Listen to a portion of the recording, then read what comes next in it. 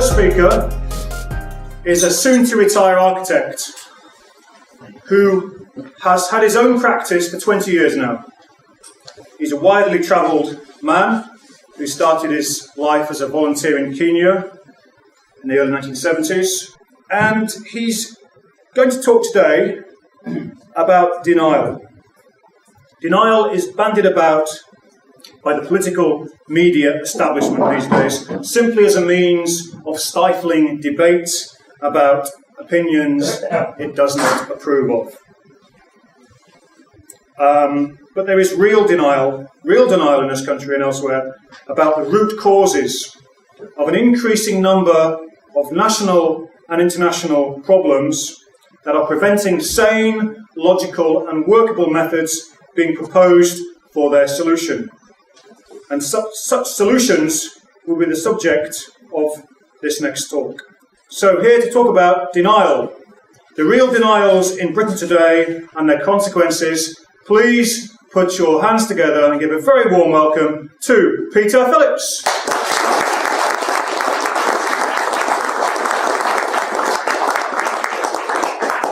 Well, good afternoon, ladies and gentlemen. Like many English words, the word denial has a number of different meanings. And probably the two most prominent ones are, firstly, opposing something, right, denying someone the right to have something or to do something. But then there's another word, another meaning, which is not accepting facts or perceived facts. And it's that second one is used quite widely now to silence the views of people who the establishment or whoever disapprove of. And of course the most well-known one is Holocaust denial. I think the word was first used, denial, about 20 years ago in this context. Now personally, I don't subscribe to the Holocaust denial. However, because it has been criminalised in so many countries, that has made me suspicious that there's something that certainly needs to be examined, okay? But that's not the subject of this talk today. Then you've got a more recent one, climate change denial. Now that's meant to silence and rubbish anyone who dares to question the established view of climate change. Now, I do have my doubts about that. And the latest one I heard not long ago is deficit denial.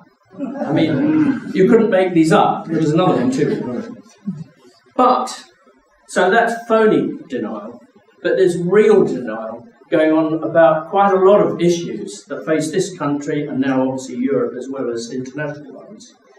That because we're not facing up to the real causes of those problems, there's no hope of actually resolving them, because if you don't know what the problems are, how do you know how to resolve them?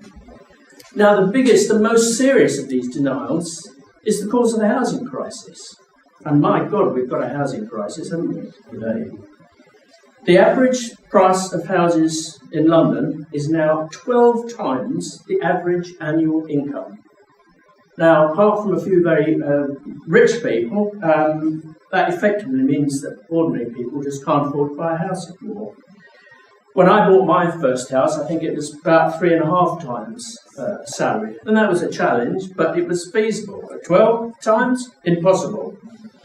So that's forced a lot of people who want to leave the parental home, particularly young people it's affecting, they're forced to rent. But in London now, rents are more than 50% of the gross income that a family has. So that's half your income going on rent to a landlord. Incidentally, I'll come clean with this. I'm a landlord. I have 2 flats, which I bought 20 years ago on a mortgage.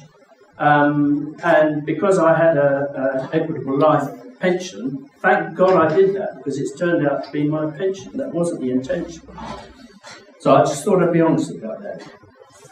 But then you're also getting mortgage help from parents. Those who are lucky enough to have parents that can afford it are providing mortgage help. And that, of course, is actually increasing market pricing, because if you adjust the amount of money that's available for something, you push the price up. And there are 2.4 million interest-only mortgages where people are not paying off the capital at all. And of course, there's a great danger that a lot of people, them and those who are not on interest-only mortgages, that when interest rates rise, as we know they're going to, a lot of these people will be in default. They won't be able to afford it. And you've got young people living in the parental home a lot longer than they used to, even in their 30s. And sometimes you've got young married couples having to live with the parents or in-laws, which is hardly a satisfactory situation. A lot of adult people are now sharing rather than having their own place. And a lot of places are cramped. Let's see if I can get the technology to work. No? Try the other way. There we go. Now this is an example. It's a pretty poor picture of something very recently. This is my example of cramped. This is a shed in a lounge in a flat, I think it was, in Bethnal Green, where they were going to charge £480 a month. I presume they had a taker. It must have been priced, I think. That's how bad we've got. I'll do it the other way. That's it. And here we have a few years ago. This is all illegal backland development, all these little sheds and glorified sheds, which is illegal accommodation. When this article came out a few years ago, they were charging £450 a month to live in one of these. I believe they don't have sanitary facilities. You have to go into the main house. Well, God knows what they do. But now it's bound to be about £600 a month. Now, all these are illegal, but they're in Southall. So rather like the lack of activity of Rotherham Council and various other councils in facing up to the child grooming that went on because of fear of being accused of racist, I wonder how many of these houses have been demolished. I bet you not one.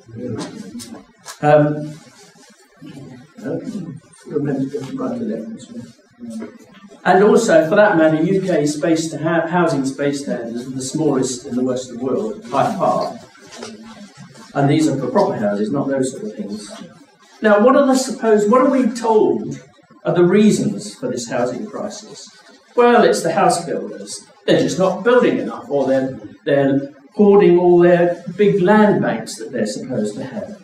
Or it's the construction industry. There's just not enough apprentices and they're inefficient and all that sort of thing. Or it's the finance sector. They're just not lending enough. Or the deposits are too high. Well, quite right, the deposits are higher than they used to be because I think Northern Rock was actually giving people 5% of a deposit to help them pay. And that we got into this mess. But oh no, that's what the political pundits are telling us the reasons now. Then it's the planning system that's wrong. Oh, it's inefficient, it's too bureaucratic. And of course, they're resisting housing development, aren't they? Shock horror. So what does the government do? That's what the government thinks the reasons are for this crisis. So what's it doing? Well, almost every month we get a new pledge from Cameron about we're going to build this, we're going to build that, forever. They have also weakened the planning system. Now, we've already had one planning act in 2012, which removed what little control local authority planning authorities had over the allocation of housing or land for housing. They've removed that. Now, that is in direct contravention of what the Tories promised in the election, and I stood in the previous general election. They specifically said, we're going to take away the central control of central government allocating how many houses have got to go in different places. We're going to leave it up to the local people, the local planning authorities. And what they do, in 2 bloody years, they completely reversed that. What damned hypocrites they are. And then they've introduced this gimmick of localism. You heard that, localism? Well, I haven't heard of that recently, because this was supposed to think all the local people were going to say, well, we'd love to have houses here and we'd love to have houses there. And of course, it's just a farce. And now that's not enough. So we've got a new planning act, which will come in next year, they're debating it now, where they'll remove even more control, even more planning control, because it's all the planners' fault. We're going to remove even more controls.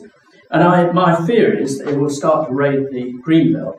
And I know there's a lot of wrong with the planning system, but one of the great things I think it's achieved is the Greenbelt system, preventing our houses, our cities just expanding into one another. And I think they're going to do that. Then we've had these help to buy schemes. This is more pledges, aren't they, really? help with deposits, various other helps. I won't list them now, but they're all basically helped by schemes, which are just have the effect of inflating prices. I mean, wouldn't you have thought that the Tories of all people would understand how supply and demand works? And if you provide too much demand for something by making it cheaper or subsidising it, you'll just push the price up. The fundamental thing is that the prices are high because there aren't enough houses to meet the demand. And then we've had this latest thing, the discounted right to buy scheme for people in social housing. Well, I think that is utterly bizarre, because they tell us that we've got a particular need for affordable housing, whatever that term means. That's another buzzword, isn't it? We've got a particular need, and yet they're taking a sizable chunk of the low-cost housing market out by giving people a discounted right to buy. And of course, as a taxpayer, I'm paying for it. They're my houses because it's my money that paid for most social housing. And yet they're going to, I had to give these people a 20% discount. I think that is absolutely bizarre, given that we have the housing crisis. But it's supposed to increase the housing supply, supposedly. The latest gimmick is garden cities. We're all going to have garden cities. We should remember that garden cities means they have a lot of gardens, there's a lot of space. Now, the early ones, like Welland Garden City, they were built to a density of 15 dwellings per hectare, right?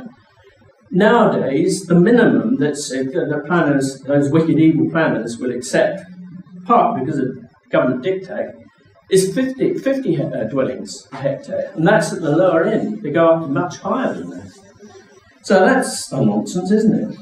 And then, of course, we got Jeremy Corbyn with his rent controls. Well, again, it's a complete misunderstanding of how supply and demand works. The supply will just dry up. So, and at the current rate of population growth, from wherever that comes, we need to be building 240,000 houses a year. God knows where. We haven't got loads of land, have we? But last year, we only built 120,000. And I don't think it's ever been much more than that. So we're building half the number that's needed. Now, England is particularly England, is very overcrowded. We've now overtaken Holland in being the most densely populated country in Europe. We are also the fourth most densely populated in the world, bar a few city-states like Singapore. So the prospect of having 70 million population, what is it, within 20 years?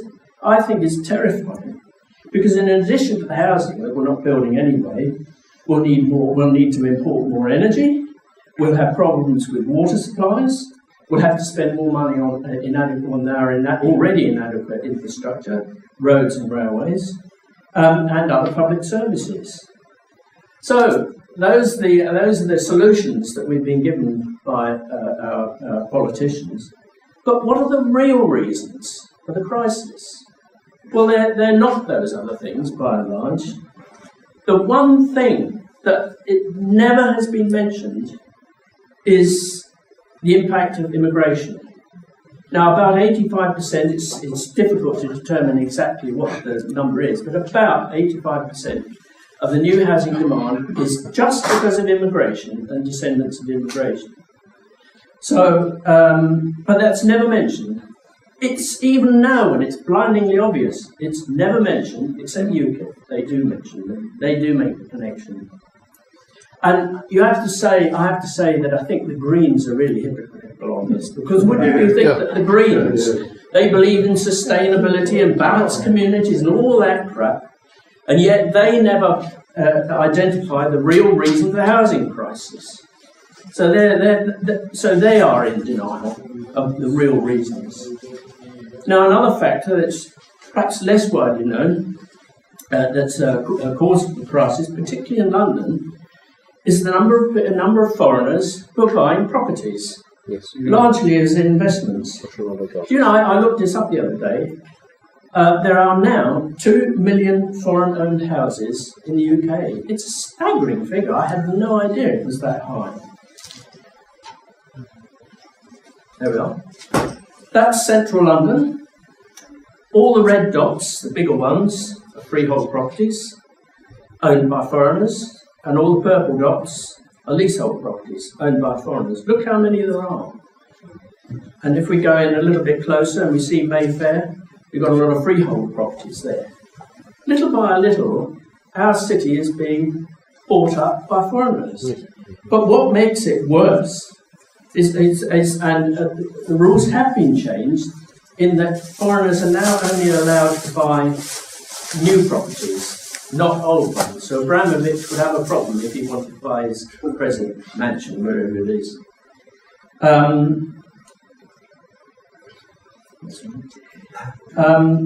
85% of new properties are being bought by foreigners, and 2/3 of them are left empty. And apparently now, because of that, largely because of that, there are 60,000 houses in London that are empty.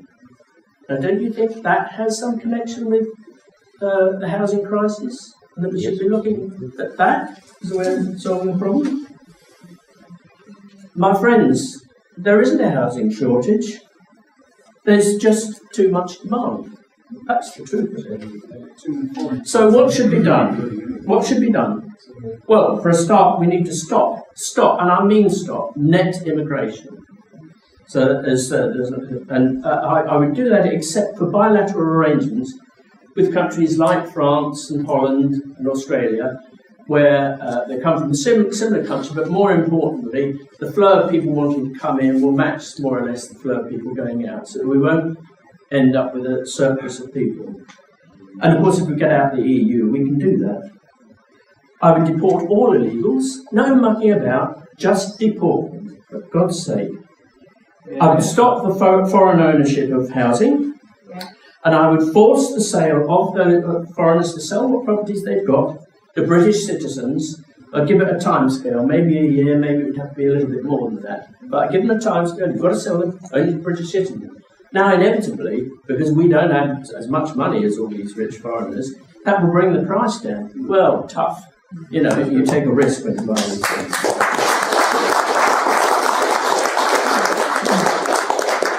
Now, there are other Western countries who've got similar problems. Sydney's had a problem. I know a friend of mine in Sydney complaining about all the Chinese buying up these properties, new properties, and leaving them empty. Same problem, because prices in Sydney are very high. And what Sydney has done is introduce new controls where, rather like what's been introduced here, is that foreigners can only buy new properties, and somehow they've got to prove that by buying a new property, it will actually provide money for another property to build. I mean, how bizarre can you get, you know? Now, in addition to that, it's something I wouldn't wish to do normally. I don't like controls, but I think we also need to stop second home ownership in this country. It's causing a lot of problems in villages everywhere, where local people, local agricultural workers, just local people, can't afford to live where they are. And you get these empty villages that are empty during the week.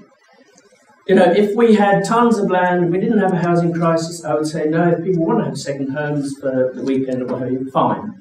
But you've got to acknowledge the fact that we're an overcrowded country. We've got to address this problem. And so I would require second homes to be sold off too over a period of time. And I just asked the question, we've got a few remnants of nationalist parties left, all doing their own thing.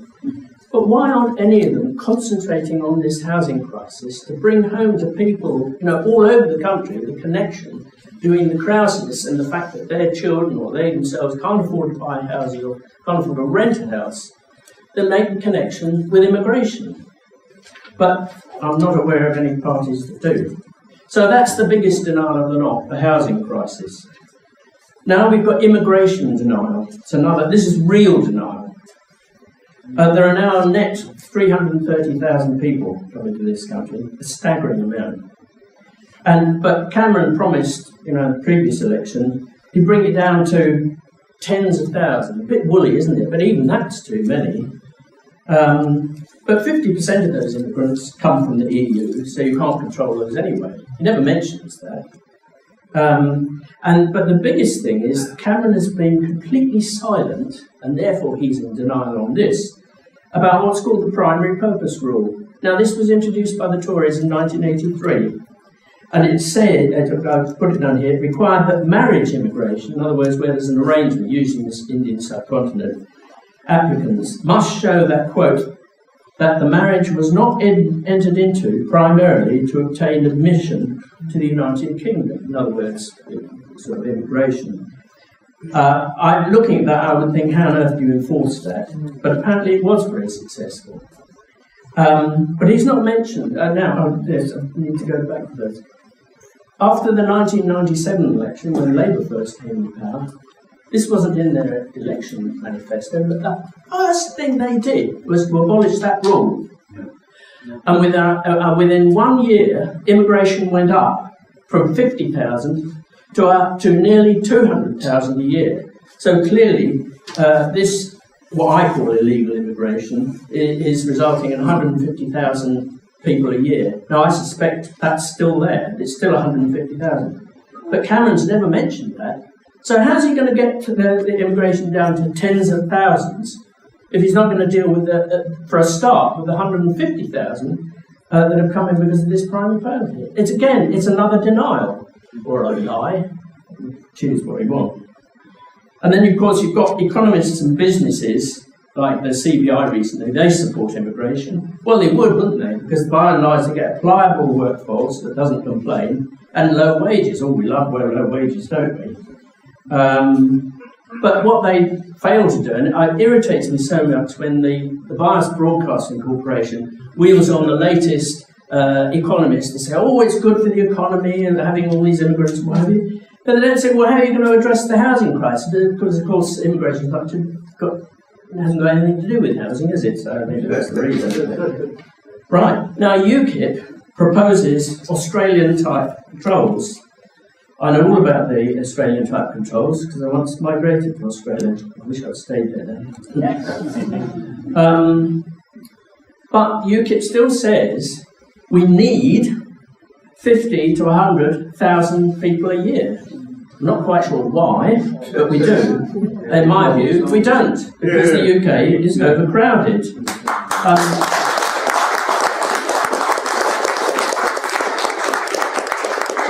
I think there are very few specialists needed. We can grow our own, if you like, but we're not doing so. And if that has the effect of pushing up wages, well, jolly good too, because we're a low-wage society, we're a low-wage economy. And if that then forces businesses to be more efficient, then that's jolly good too. We'll all benefit from that. Now, the Australian system is very good. I won't go into how it is, but it works very well. But it's designed to increase population. Ever since it was started, I think after the war, their population was 4 million, something like that. It's now 25 million, something like that. That was a deliberate policy to increase immigration. They wanted people there, but they made damn sure they were the people that they wanted. So they were either the right age, or they had the ability to speak, and they had the ability to speak English, or were well on the way to doing so, and they had the skills that they want. And depending on how the economy was doing at any one time, some skills would be accepted, others wouldn't. So I have no problem with that. But, when Farage goes on about the Australian system, he needs to bear in mind that it doesn't mean to say that we want to increase population. We want to limit it, but we want to make sure that any people that do come here, because we do need them, real specialisms that we do need, that they are people that we want. So that's that. Now we've got EU reform denial. Well, what's the reason for having this referendum? Not because Cameron wanted it, but because UKIP was a threat on the horizon. So he offered people, okay, I made this promise before and I didn't keep it, but this time you're going to have a referendum. You're definitely going to have a referendum to stay in the EU or to leave. But I'm going to do my best to negotiate all the things that we want. Well, what was the one thing? What was the one thing that he's never said that he wants? And that is to control immigration. I mean, if that isn't denial, I don't know what is. And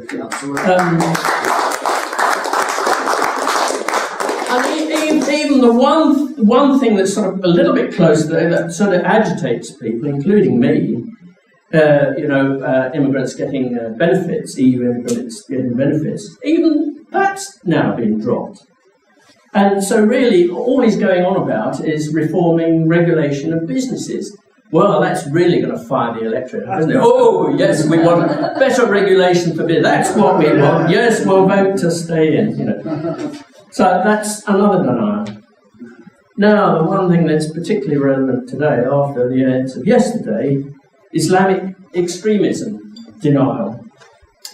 We're told that it's just relatively few youngsters who are influenced by social media.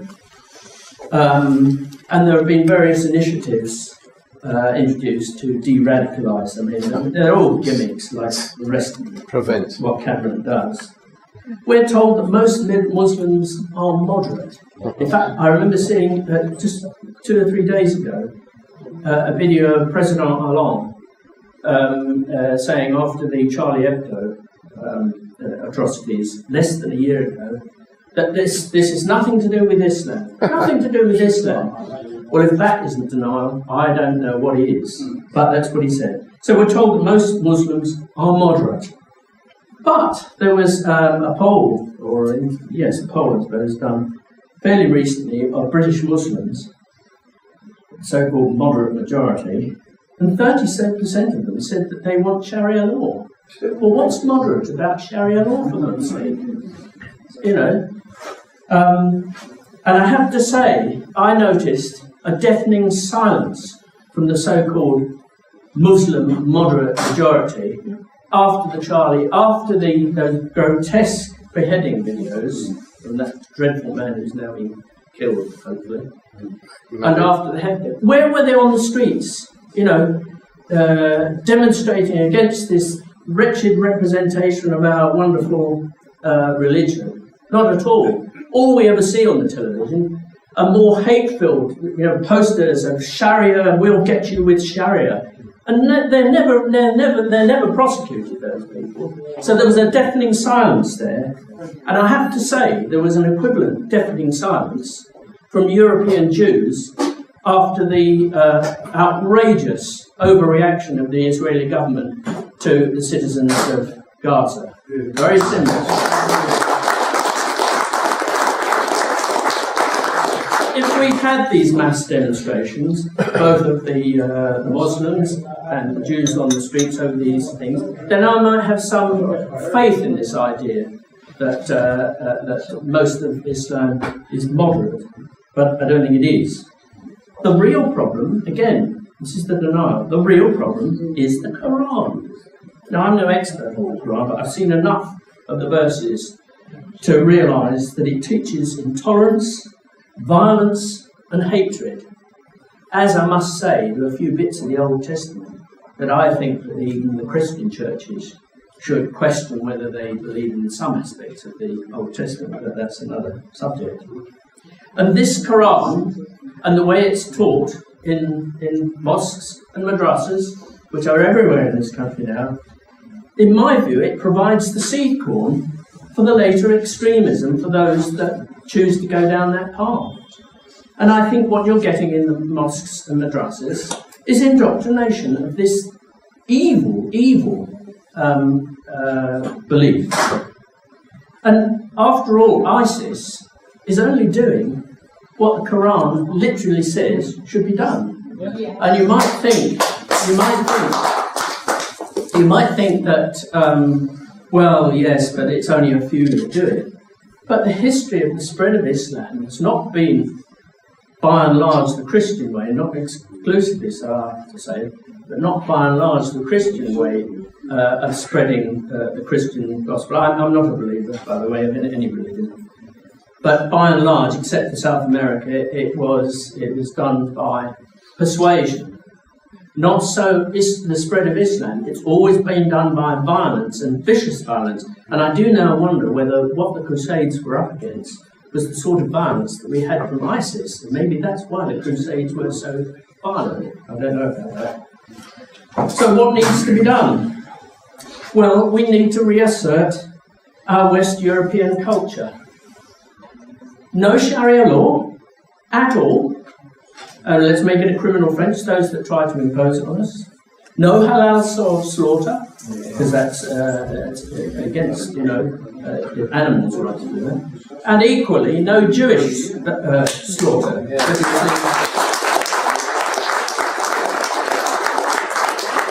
Is that called sheshita? Sheshita, that's right. No burqas and veils. We stopped the foreign funding of mosques. And a lot of the mosques are funded by the Wahhabis, that extreme sect from Saudi Arabia. Imams, if we're still going to have mosques, imams should be all British citizens. Don't import these imams from backward countries like Pakistan or wherever. I hate crime to say that. And any mosques that are found, and madrasas that are found to be promulgating intolerance or terrorism, they should be closed. Islam, it needs to reform itself for the modern age. Whether it can really do this, I don't know, because the Quran is supposed to be the literal word of God. Well, if God has said this, that and the other, how can you interpret it? But anyway, that's their problem. There are a few brave Muslim writers who are proposing this, bring the religion into the modern world. Most of them, I have to say, women, but I suppose they've got most of the learned well, understandably so. And rather perversely, I think ISIS might help to actually achieve this. Because in the Muslim world, we can't do it, but in the Muslim world, when ISIS is finally defeated, as it's got to be, then I think if you get Muslim extremists in Muslim countries trying to promulgate, yet another version of it, I think Muslim people, the silent majority, might say, we've had enough of this, we need reform, or they'll actually leave, because at the moment, of course, it's a capital offence if you leave this religion of peace. And I think that the moderate Muslims in this country have got to be required to renounce the unacceptable parts of the Quran. I would like to see them do it now, be made to do it now, or go to some paradise elsewhere. They're now Syria denial. I'm fairly nearly in there. Now the Syrian denial.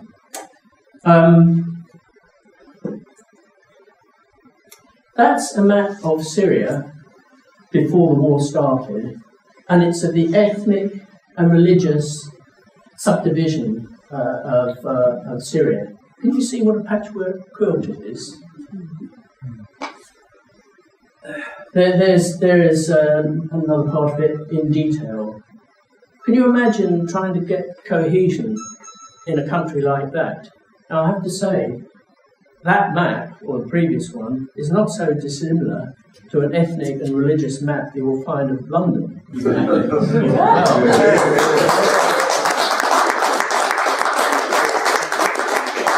And I suspect that to keep something like that together, that an authoritarian government is probably necessary. Right. Now, Assad does head a dictatorship, but he is not a sadist, like Saddam Hussein clearly was. He's not a nutcase, like Gaddafi was.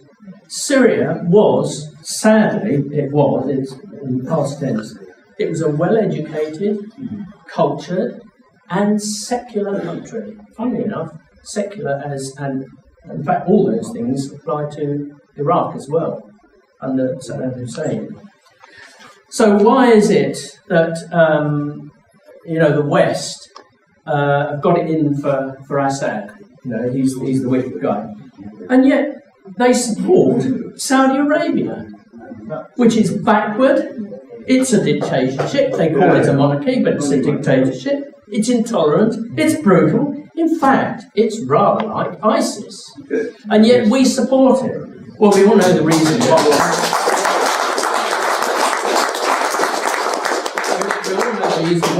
And I think it's sad that one of the few successful manufacturing industries in Britain is our armaments industry, rather than making cars and washing machines. We're good at that, which means we need to sell them to pay for it all, and so we're in league to this evil country, which also has its ghastly wallaby religion too. But that's an aside. So why the opposition to what? So why is the West so opposed to Assad? Shouldn't we have learnt from Iraq and Libya not to get involved? Right? And I do think that probably the war was started because the local people, who obviously some wanted more democracy, or maybe they didn't, maybe they wanted ISIS, thought that they saw what happened in Libya and think, well, we'll start an uprising and the rest will come and bomb Assad's troops. Well, thank God we didn't, but we nearly did, didn't we? Cameron wanted us to. So why is this? What is the reason, the real reason, for this opposition to Assad, who's probably one of the better countries in the Middle East? Well, they've been dictated to by Israel. Israel made the West get rid of Saddam Hussein, who was very much against Israel. Likewise, Gaddafi, and Assad was and still is, as far as I know, definitely against Israel. Because after all, Israel did pinch some of their land and they want it back. And so I'm quite convinced that that's the reason. Israel controls everything in the West, doesn't it? So get rid of Assad because he's a threat to us, and after you've done that, go and bomb Iran. Thank goodness we haven't done that yet. Yeah, exactly. And they have this misplaced, again, this is denial, self-denial, if you like, or naivety. They had this misplaced faith in the opposition. The Free Syrian Army. How cohesive and how fundamentally democratic is it? It seems it's already long since split into factions, some of whom are pretty awful. Now, so I think Russia is probably doing the right thing, and I think we should go and help them.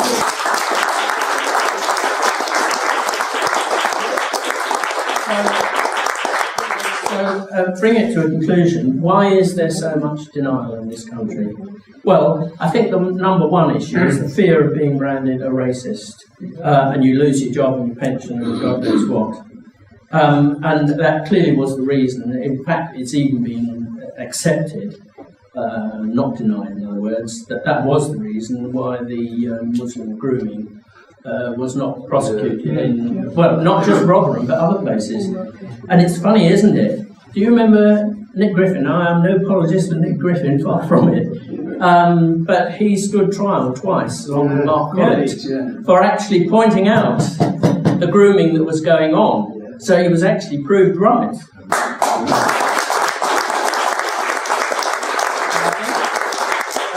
I think this fear has been made worse by the 2000 Race and Amendment Act, which for the first time in English law says that you are guilty if someone accuses you of a racist crime until you prove yourself innocent. Not many people know that, and it was the one thing that actually made me eventually join the BNP, because I thought it was so outrageous. So why has this been allowed to happen? We've got the emergence of the professional political elite, and this has largely come about, started by Labour, carried on by Cameron, surprise, surprise, of what I call central casting of politicians. Now, in the good old days, the constituency parties would select who they want, usually from the local person, who had a real job. And then once they'd selected someone, that person would have to go for interview in central administration to confirm that they are okay. But it's the other way around now. 6 people are selected from the constituency, from central office. And of course, inevitably, they're going to select people who they see are going to be a safe pair of hands, compliant, not going to rock the boat. And I think that's where a lot of the problem started. It started with Labour, and Cameron introduced it 6 or 7 years ago. And that's why you get what I call clones. You can hear them on the radio. You know when you're listening to a clone, and they're talking clone speak. They never answer the question, and they waffle about it, and they certainly are in denial about all sorts of things.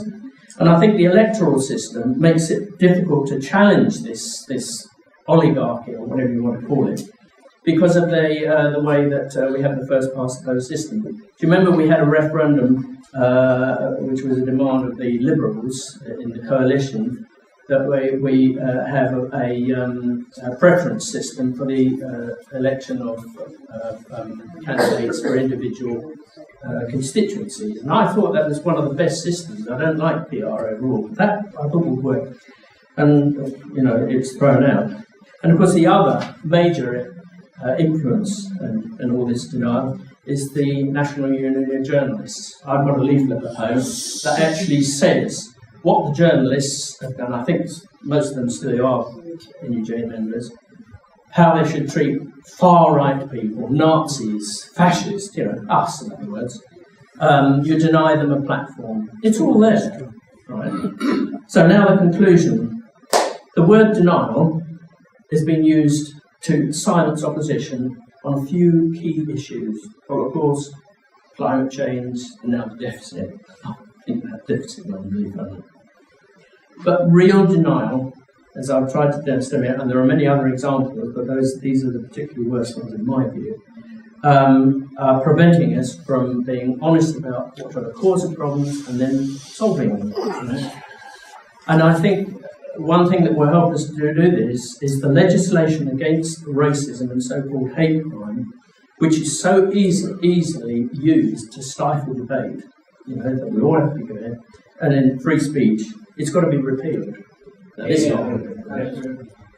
And finally, we need to stand up to this denial that's going on and the issues that it's creating. Because we need to get our own countries back.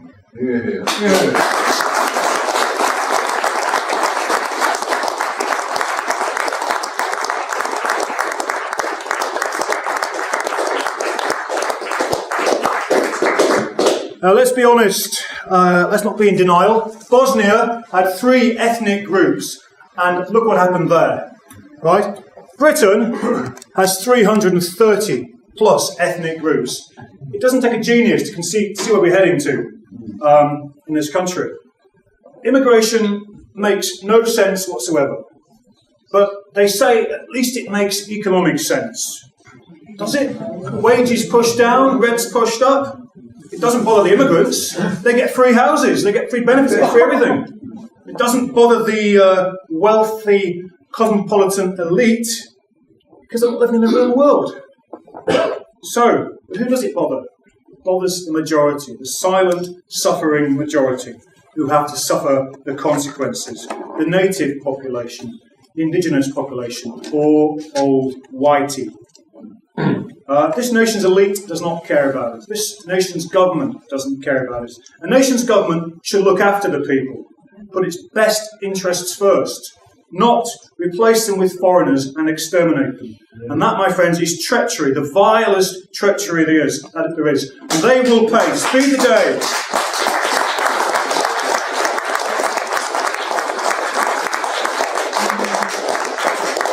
We're not clones. We're not in denial. Peter Phillips.